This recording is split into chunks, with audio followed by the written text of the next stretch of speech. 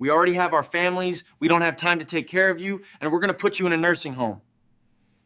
Harsh words that burn like a hot iron into the soul of any father. Imagine having given everything every day of your life, every silent effort, and still hearing this from the children you raised. Stay with me, because what you're about to see will challenge your beliefs about family, sacrifice, and reward. And believe me, it will move you in a way few stories can. Subscribe to the channel, like it, and comment on which city you're listening to this story from. Let's get to the video. In Willow Creek, a village that time forgot, lived Thomas Miller, a man who carried on his shoulders the weight and honor of a lifetime of work. His house, made of weathered wood, creaked in the wind, as if it too had something to say. And every mark on those boards was a reminder that simplicity can be great. Thomas was the kind of man who spoke little, and had an almost sacred routine. Coffee brewed in a cloth strainer, a worn hat on his head, and the sound of a bucket of water hitting the well. That was how that man's day began. Thomas Miller was the epitome of generosity in difficult times. 7 mouths to feed, 6 born of his own blood and 1 brought by fate. Eli, the boy with curious eyes and bare feet, appeared on a dirt road alone as if the world had forgotten him. But Thomas didn't hesitate. He brought him home, gave him hot soup and a piece of bread, the same bread he divided into 7 equal parts, even when his stomach grumbled softly. Because for him, being a father was never about having a lot, but about giving everything he had. There were days when the smell of roasting corn seemed stronger than that of hope. But even so, no one went to bed hungry. Mary, his wife, turned what little they had into a feast, and Thomas, even tired, smiled when he saw his children laughing around the table. That simple, oil-lit house had something money could never buy: the sound of gratitude. Every laugh echoed off the walls like a silent prayer, and every shared dish was a living reminder that love is the only food that never runs out. Eli grew up differently, perhaps because he knew deep down how much that piece of bread cost. He watched Thomas silently, learning more from his actions than from any words. This man who asked for nothing in return, who worked until his body ached, was the hero he wanted to be. The sun set behind the hills, and Thomas, exhausted, looked at his sleeping children, whispering to himself, "As long as I draw breath, none of them will want." Little did he know that in time, that vow would be tested in ways a father's heart should never face. The Willow Creek sun never showed mercy to Thomas. Every day, even before the roosters crowed, he was up, adjusting his hat and lacing his worn boots. He worked other people's land, plowing, harvesting, mending fences that seemed to snap just by looking at them. His hands, covered in calluses and cuts, were the map of a life of sacrifice. But if anyone asked, he would say with a gentle smile, "These marks are the price of keeping love alive." And it was. Every pain, every drop of sweat, was a piece of the promise he had made to his family. Thomas's hands didn't know what rest was, but they did know what affection was. When he got home, his skin still tanned from the sun, he always found time to play with his children, fix Mary's hair, and thank God for the little they had. He was simple, but he possessed a richness that no pocket could afford. The kind of richness born of dedication, of perseverance, of faith in better days. And even though his body begged for a break, Thomas's heart insisted on continuing, driven by something no salary could ever buy. Time, however, is relentless. The hands that once lifted fences now trembled slightly as they held a cup. But Thomas saw no weakness in it. He saw history. Each callus was a reminder of the love sown and harvested over the years. He knew the outside world wouldn't remember a farmer's hands, but inside that house, they were a symbol of all that truly mattered. And even as his body began to give way, a father's pride was just beginning to blossom. As the years passed, the walls of Thomas's house began to fill with diplomas and photographs. Each frame was an achievement that the old man treasured like a trophy. Sarah, his firstborn, now cared for lives as a nurse. Michael, his second, spoke beautifully in courtrooms. David designed bridges. Paul taught young minds. Henry ran businesses. And Grace created homes as beautiful as his childhood dreams. Thomas observed it all with a discreet gleam in his eye. The same gleam of someone who knows the hard work was worth it. But there was one detail that time insisted on remembering. Eli, the son of the heart, the one who came from nothing, didn't follow the same path as his brothers. He stayed in the small town, getting his hands dirty with grease in a workshop. And yet, whenever Thomas spoke of him, he did so with the same pride. He said the boy had a gift, the gift of understanding the value of effort. Because for the old farmer, greatness wasn't measured by titles but by how one treated others, and in this Eli was the richest of them all. On silent nights, Thomas would look up at the stars and give thanks. Not for his children's money nor for their framed photos, but for the simple fact of having seen them grow. He felt complete, even with his tired body, because the love he planted blossomed in different forms. He believed his legacy was secure, but fate, like a river that changes course, still held unexpected twists and turns, and soon, that fatherly pride would be tested in ways he never imagined. That winter morning seemed ordinary, but fate had other plans. The chill cut through the air and the steam from the coffee slowly rose, mingling with the heavy silence that filled the house. Mary, his lifelong companion, was breathing heavily, her body frail, her eyes still full of tenderness. Thomas, sitting beside the bed, held her hands and murmured prayers that were lost in the air. When she left, there was no loud crying, no despair, just the sound of a heart breaking silently. The kind of silence that screams from within. From that day on, Thomas was never the same. The house seemed too big. The wind beat against the windows, and the sound of the wood stove no longer brought comfort. Sometimes he spoke to the wind, calling her name as if he could hear it back. "Mary, do you remember when Eli burned the rice?" he would say with a sad half-smile. That was how he kept her presence alive. In the memories, in the smells, in the little things of everyday life. Love, even after her departure, continued to live there. The nights grew long and time seemed to move slowly. Thomas looked at the sunset and saw Mary's face in the colors of the sky. He felt a part of him had gone with it, but he also believed their love hadn't faded. It had simply changed address. And even with his chest tight, he moved on, caring for the house, the farm, and the memories. After all, those who truly love never say goodbye completely. But that emptiness, that emptiness was about to grow even deeper. Time passed, and little by little, the house that once brimmed with laughter began to fill with silence. The doors that once slammed shut with the comings and goings of children now creaked slowly, as if they too were missing him. Thomas would spend hours on the porch watching the rocking chair that insisted on moving, even when the wind died down. It was as if Mary were still there, gently nudging him just to remind him that love doesn't disappear. It just changes form. And between sips of coffee, he wondered when life had become so quiet. The walls seemed to echo with memories. In the kitchen, he still kept her cups in the same place, as if some lucky day she would return for tea. The grandfather clock ticked slowly, each chime a cruel reminder. Time moves on, even when the heart wants to stop. Sometimes Thomas tried to distract himself with small repairs, but it was useless. The silence always returned, heavy, sharp, alive. It was the kind of loneliness that doesn't scream, but tightens the chest until the air is short. Letters from his children arrived occasionally, full of hurried promises and short sentences. They said they were fine, they missed him, but they never showed up. And Thomas, with his serene demeanor, just smiled and told himself he was happy for them. But deep down, he knew that home, once a refuge, was now just a memory. And as the sun set behind the hills, he realized that longing was the only sound that still lived with him. Thomas's body began to show signs of fatigue, like an ancient machine still trying to function even after 1,000 repairs. The mornings were no longer as light. The coffee seemed bitter, and the sun that had once invigorated him now weighed heavily on his shoulders. His vision blurred, his legs trembled, but the old man insisted on getting up every day to tend Mary's small garden. There, among the flowers and memories, he found a reason to keep going, because tending to her flowers was the way he found to still feel the love alive. Every step was a challenge, and every breath, a silent victory. Sometimes he would stop in the middle of the yard, leaning on his hoe, and look up at the sky as if conversing with his own destiny. "Not yet, Lord. There's still work for me to do," he would murmur. Time had already taken so much, his youth, his friends, the woman of his life, but it wouldn't take his will to live. Even with his weary body, Thomas carried an indomitable spirit, a faith that seemed to defy the clock. And it was this faith that kept him going, even when his body screamed for rest. But life, with its discreet way of teaching, began to make him quieter. He slept more, spoke less, and observed everything with a serene gaze, as if he had already learned what needed to be learned.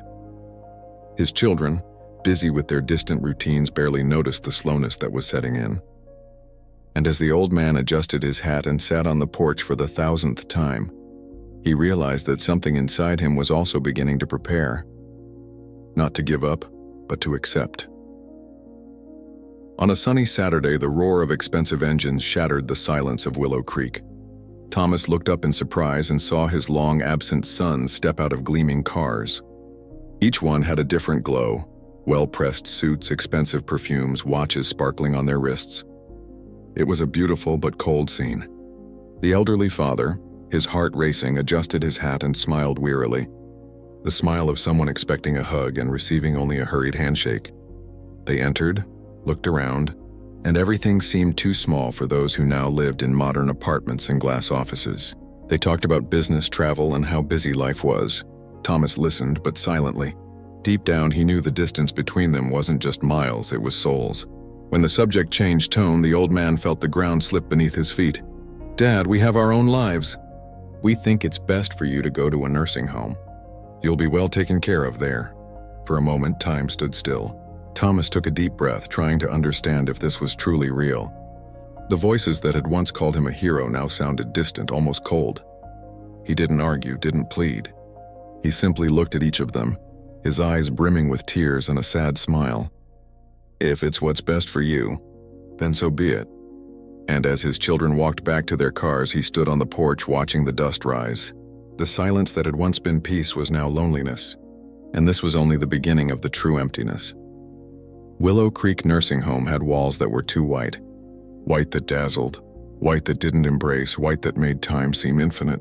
Thomas was taken there on a cloudy Sunday, with a small suitcase and a heavy heart. The nurses greeted him with kind smiles, but nothing could replace the smell of Mary's coffee or the sound of the rocking chair. The old man sat on the edge of the bed, staring at the crucifix on the wall, and felt that this cold room would now be his new home.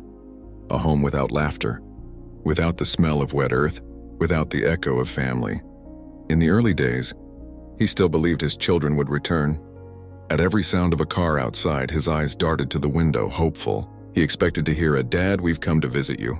But all that came was the distant sound of leaves hitting the glass.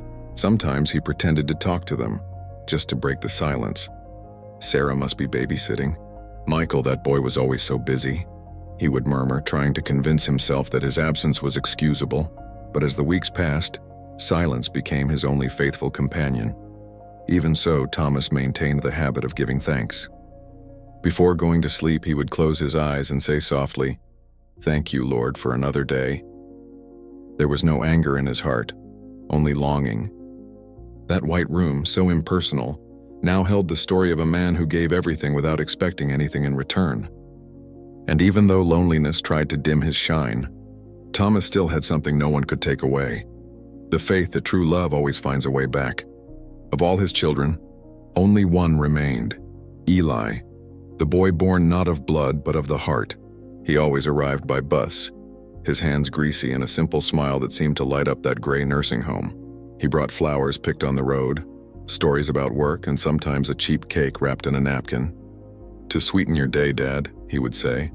Thomas, with teary eyes, pretended to hide his emotion, but his soul danced within, because in that moment he was no longer a forgotten old man. He was once again a beloved father. Eli's visits were like spring in the middle of winter. He spoke loudly, laughed, adjusted his father's pillow, and made the white room glow with color. Sometimes he would just sit and listen to stories he already knew by heart, but which he insisted on hearing as if for the first time. "And that day you fought with the neighbor's rooster, huh, Dad?" he would say, eliciting a shy smile from Thomas. Time seemed to stand still when they were together, and for a few minutes the old man would forget the smell of disinfectant and feel the scent of life again. Even with little money, Eli never stopped going. He took 2 buses, braved rain, sun, and exhaustion, but he never missed a ride. And when he said goodbye, he always said the same thing: "Stay strong, Dad, I'll be back soon." And he did. It was the kind of love that didn't need blood ties to be true. 2 years passed, and the silence of the nursing home became part of Thomas's body. Each morning began the same as the last, rising slowly, adjusting his hat, sipping lukewarm coffee, and looking out the window. No letters, no phone calls, no visits from his blood children, The old man missed the voices, the laughter, even the small complaints that once filled the house with life. And deep down, he knew that absence wasn't a lack of love, but distraction, the weight of busy lives that don't always find time to return home. Even so, Thomas didn't lose faith. He remembered Eli, the smile of the boy who had come into his life empty-handed and left with a full heart. Each memory of him was like a light piercing the darkness of the white room, a silent hope that refused to die. And as he walked down the nursing home hallway, feeling the creak of the old floorboards beneath his shoes, he repeated softly, "God, protect Eli. May he stay strong. May he achieve everything he deserves." It was this hope that kept him going, more than any physical strength his weary body could still offer. Sometimes, when the wind blew through the window and ruffled the curtains, Thomas sighed and smiled to himself. He missed everything, but he wouldn't allow himself to sink into emptiness. He knew that life went on, that Eli was growing, struggling, and that somehow all the love he'd sown would still bear fruit.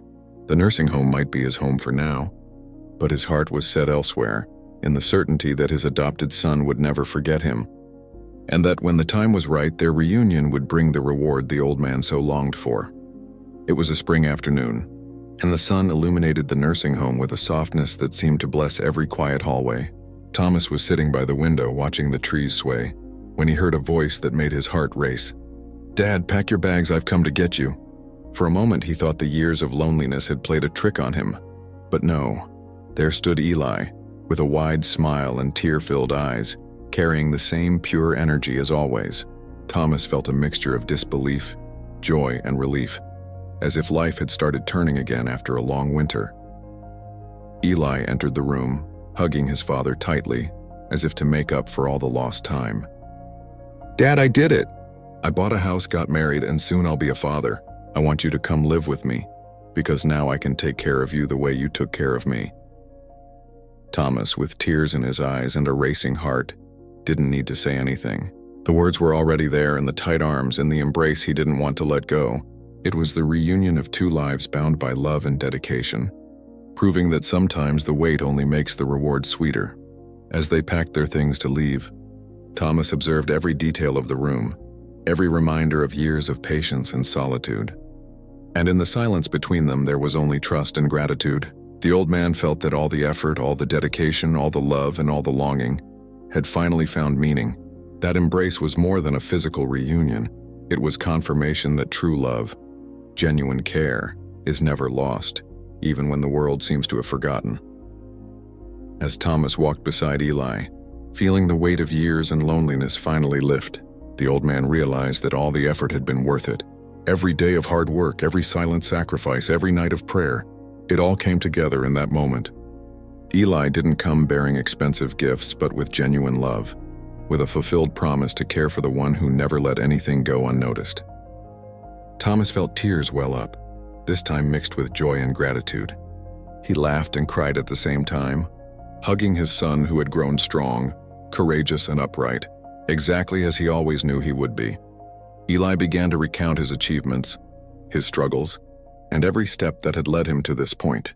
He had bought a house, gotten married, was preparing to become a father, and more than anything, he wanted to share his life with those who had always believed in him. Thomas listened, absorbing every word, every emotion, every gesture. He realized that even on the hardest days when loneliness seemed to crush him, he had planted seeds in Eli's heart, seeds that now flourished with vigor, illuminating everything around him. The old man felt rewarded, recognized, and loved like never before. In the silence that followed, father and son simply stood together, feeling the connection that had never been broken, even through distance and time. Thomas looked into Eli's eyes and knew, with absolute certainty, that every sacrifice, every shared meal, every restless night, every drop of sweat had been worth it. There, in their tight embrace, was concrete proof that true love is not measured by wealth, titles, or blood, but by dedication, presence, and the heart that chooses to care for another, even when no one else is looking. That night, Thomas sat on the porch, gazing at the starry sky and feeling the gentle breeze caress his face. His heart was light but full of gratitude. He closed his eyes, clasped his hands, and whispered softly, "Thank you, Lord. Thank you for everything. Protect my children. But bless Eli, the one who has always supported me and who will now continue my mission of love." Each word was filled with emotion, faith, and the certainty that love, when true, always finds its way. He took a deep breath, feeling Mary's presence in every flower in the garden and in every vivid memory of the past. The distant sound of crickets, the rocking of the chair still moving in the wind, everything seemed to celebrate that moment of peace. Thomas smiled serenely, knowing he had fulfilled his mission: to raise children with love, to teach by example, and above all, to strengthen Eli's heart so he would continue the legacy of kindness.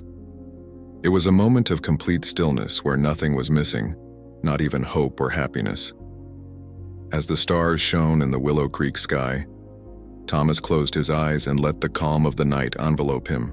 The old man felt that life would go on, but in a lighter way, guided by the love he had planted and that now blossomed in the son who never forgot him. There, in the simplicity of the moment, there was reward, fulfillment, and the certainty that the true value of life lies in those we love, those we care for, and those who never abandon us. And now, after following this entire story, the question remains: how many of us truly appreciate the love we receive, and how many let time and routine push away those who matter most? Think about your relationships, the people you love and who may be waiting for a gesture from you. Are you truly present or just busy making excuses that in the end mean nothing? Thomas and Eli's story shows that love is caring, it's presence, and it's remembering those who have always been by your side, even when no one else remembers. If this story touched you, made you reflect or feel something, don't let this learning experience stagnate. Subscribe to the channel and turn on notifications. Learn how to cultivate true relationships, how to not wait until the last minute to show love, and how to transform every small action into something lasting. After all, time doesn't wait.